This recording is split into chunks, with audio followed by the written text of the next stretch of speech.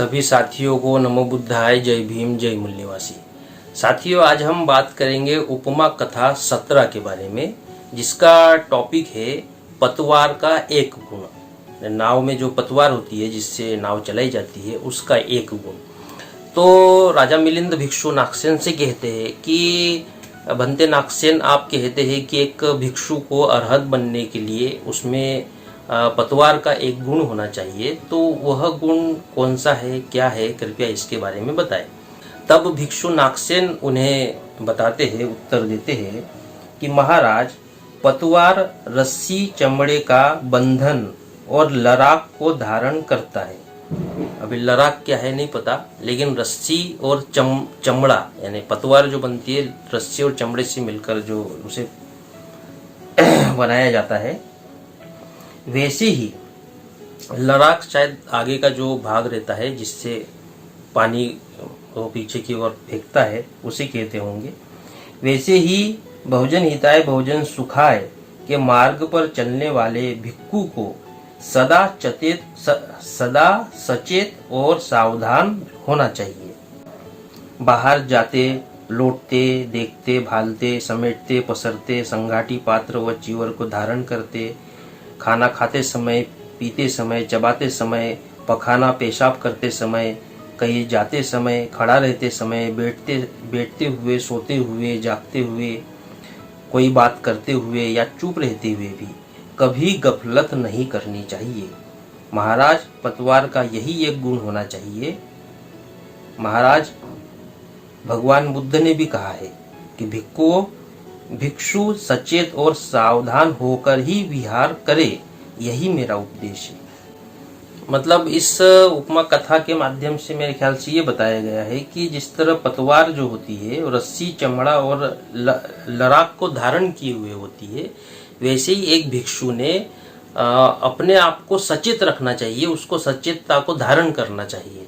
तो जैसे जो पतवार है उसे किसी भी कंडीशन में रखो तो उसमें चमड़ा और रस्सी और वो तो रहेगा, तभी वो पतवार कहलाएगी। लराक, जिसे लराक कहा गया है, तो वो तो रहेगा तभी वो पतवार कहलाएगी। तो उसी तरह एक भिक्षु ने भी अपने आप को सचेत रखना चाहिए, और वो सचेतता जो है वो हम किसी भी प्रकार की कोई भी एक्टिविटीज कर रहे हो, चाहे खाना खा रहे हो, सो रहे हो, उठ रहे हो, जग रहे हो, चल रहे हो, बात कर रहे हो, चुप रह रहे हो, पखाना पेशाब कर रहे हो, और क्या है, चीवर धारण करते समय, यानी कि कुल मिला के जो भी हम जो मानवीय जो एक्टिविटीज करते हैं, तो वो एक्टिविटीज करते समय भी हमने हमेशा सचेत रहना चाहिए।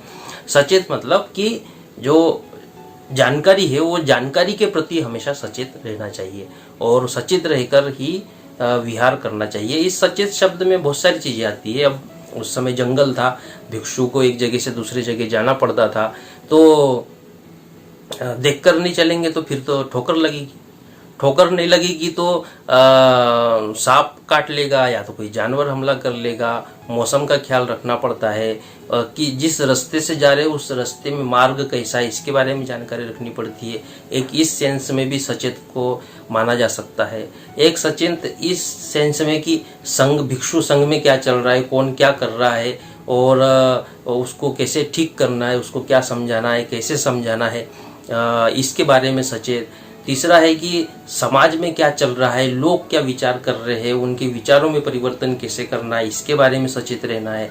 दुश्मन क्या कर रहा है, दुश्मन कौन सा षड्यंत्र में लगा हुआ है, उसके बारे में सचेत रहना है। यानी कहने का मतलब, भगवान बुद्ध कहते हैं कि भिक्खु सचेत और सावधान होकर ही विहार करे। तो एक तो ये सचेत शब्द जो है ये यूनिवर्सल टाइप का शब्द, यानी हर जगह ये बात लागू होती है।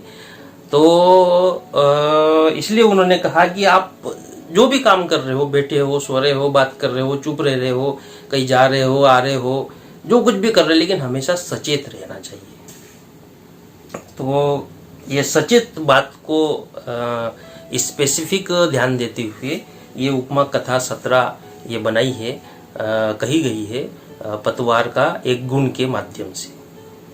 तो आज के वीडियो में इतना ही कहना चाह रहा हूँ। सभी साथियों को नमो बुद्धाय, जय भीम, जय मूल्यवासी।